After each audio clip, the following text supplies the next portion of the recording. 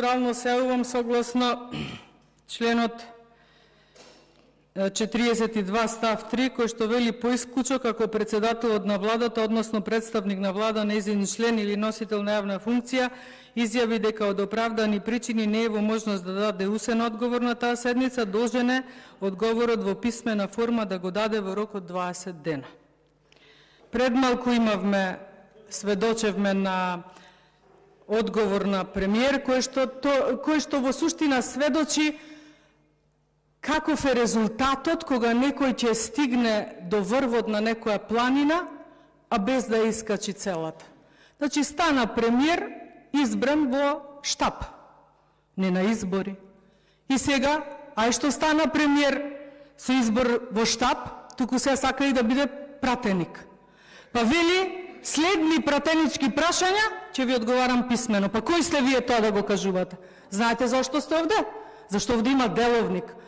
Овде не сте затоа што ние сакаме овде да ве гледаме и да ве слушаме како тресете зелени. Овде сте затоа што деловникот тоа го бара. Можете да станете и да си заминете слободно. Деловникот е ваша и наша обврска. Не дека сакаме да ве слушаме. Резил сте од влада.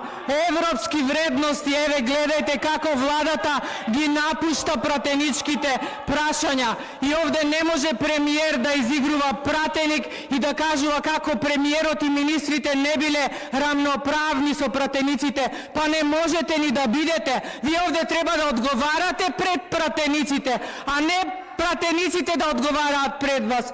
Овде сте да одговарате на пратенички прашања, а пратенички прашања се прашања на граѓаните на Република Македонија. Еве во моментов сведочевте како оваа храбра влада, која што храбро чекори, ја напушти седницата на пратенички прашања. Треба ли уште нешто во мојот процедурален говор да кажувам, или е доволно ова што јавноста го просведочи? Премиерот, заедно со неговите министри, дел од министрите, не оние од неговиот голем брат кој што цел ден денес се отсутни, си ја напуштија седницата каде што треба да одговараат на пратенички, односно на народни прашања. Поголем блам од ова нема.